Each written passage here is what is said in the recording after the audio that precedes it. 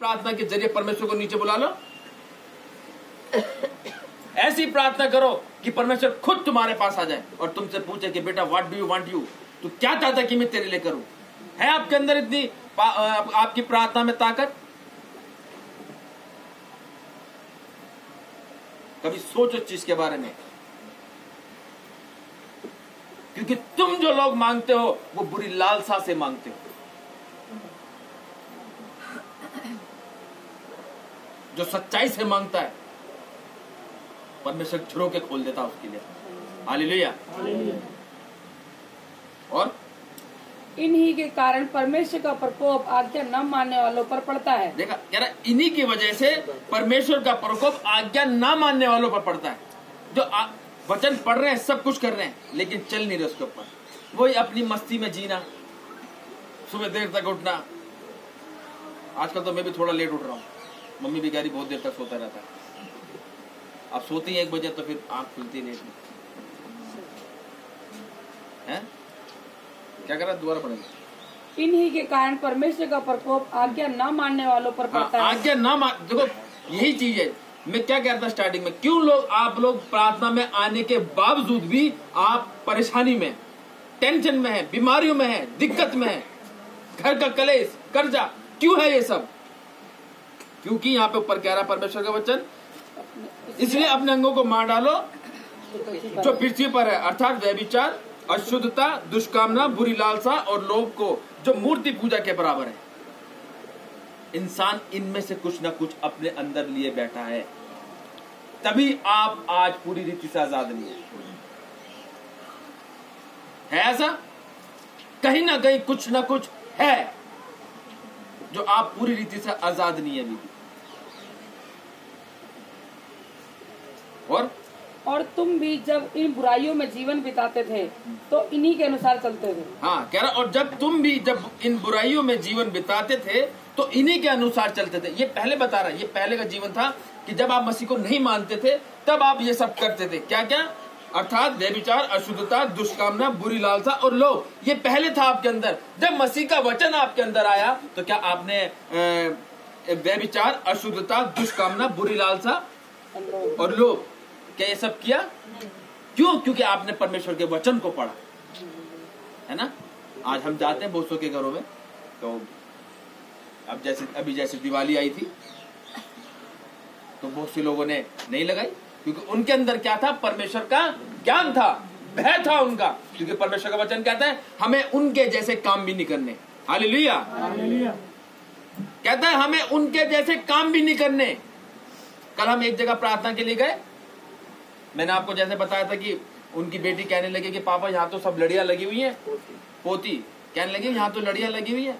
तो वो भाई क्या करे कि वो बल्ब लिया लट्टू जो रंग बिरंगी लाइटें फेंकता है, कह रहा वो दिवाली पे चली ही नहीं वो। हालेलुया। तो क्या परमेश्वर नहीं देखता? मनों को जांचता है परमेश्वर कि तुम्हारा मन साफ है या नहीं। उन माता जी के मन में था कि बेटा बच्चा है क्या करे। परमेश्वर ने कहा ठीक है लिया, लेकिन जलेगा नहीं। हालेलुया। 1 काज होगा उससे। वो दादी अपनी पोती के नजरों में भी खुश और परमेश्वर की नजर में खुश। क्या भी परमेश्वर ने कहा देखो, परमेश्वर तो मनों को जानता है, उन्हें देखा किसके अंदर मेरा भय है कि मुझे ऐसे काम नहीं करने। लेकिन वचन कहता है बच्चों को रिस्क ना दिलाओ, है ना। बच्चों को रिस्क नहीं दिलानी, बल्कि 2 लगाने हैं उनके कान पे ताकि वो सुधर जाए। हालेलुया, है ना। पटाखे नहीं बजाने। और पर अब तुम भी इन सब को अर्थात क्रोध, रोष, बैरभाव, निंदा और मुंह से गालियां बकना, ये सब बातें छोड़ दो। हालेलुया।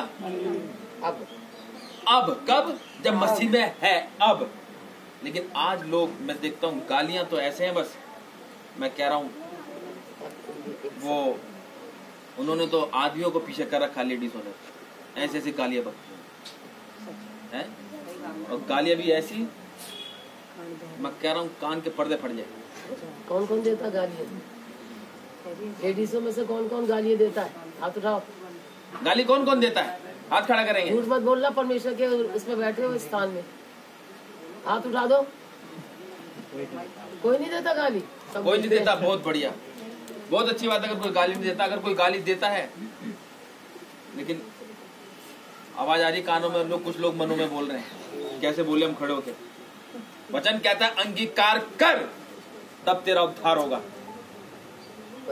पश्चाताप कर तभी छुटकारा मिलेगा। आज लोग पश्चाताप नहीं करते, अंगीकार नहीं करते, मुसीबत में पड़े रहते हैं। जिस दिन आपने अपनी गलतियों का अंगीकार किया, पश्चाताप किया, उसी दिन परमेश्वर का अनुग्रह आपके जीवन में आ जाएगा। हालेलुया। अगर आप चाहते हो आजाद होना, क्योंकि हर एक इंसान अपने बारे में अच्छे से जानता है कि मेरे अंदर क्या कमी है, अगर वो वहीं घुटने टेक दे, वहीं अपने हाथ उठा के परमेश्वर से अंगीकार करे, पश्चाताप करे, मैं कह रहा हूं ज्योति उतरेगी आपके ऊपर उसी टाइम। आप लोग करते नहीं, तभी अभी उसी में फंसे पड़े, उन्हीं जगहों पे अभी फंसे ही पड़े, वहां से निकलना ही नहीं हो रहा। हालेलुया। और पर अब तुम इन सब को अर्थात क्रोध, रोष, बैरभाव, निंदा और मुंह से गालियां बकना, ये सब बातें छोड़ दो। ये गाली देना, बहरभाव, बुराइयां और क्रोध, दोष, ये क्या करते हैं आज की डेट में लोग दोष बहुत लगाते हैं। इसकी बुराई उससे करते हैं, उसकी बुराई उससे करते हैं, लेकिन उनको ये नहीं पता जो तीसरा बंदा होता है वो सबकी बुराइयां करता है। हालेलुया। जो तीसरा व्यक्ति होता है वो बहुत खतरनाक होता है। दो भाइयों के बीच में झगड़ा करा देता है, दो दोस्तों के बीच ऐसा होता है कि दोनों में ऐसे अलग हो जाते हैं, ऐसे हो जाती है उनकी बिल्कुल। तीसरा व्यक्ति बड़ा खतरनाक होता है, बच के रहो ऐसे तीसरे व्यक्ति से। यहाँ परमेश्वर का वचन कहता है, और वो तीसरा व्यक्ति कौन है? शैतान। हालेलुया। अपने आप को जांचो आज, यार कहीं मेरे अंदर ये सब बातें तो नहीं है, तभी तो मेरे कहीं इन्हीं बातों की वजह से मेरा उद्धार नहीं हो रहा। मैं तभी क्या कहते हैं इन परेशानियों में और इन कठिनाइयों में अपने जीवन को व्यतीत कर रहा हूँ। पुराने जीवन को लेकर क्या आज भी मैं वही पुराना जीवन जी रहा हूँ या जी रही हूँ? है कहीं परमेश्वर इसी वजह से तो मैं आशीष रोके रखा है, कहीं इसी वजह से मैं उन्नति को नहीं पा रही। गलत काम करने वाला व्यक्ति सिर्फ कुछ समय तक खुश रहता हूँ। कहते हैं ना जल्दी का काम किसका होता है? शैतान का, है ना?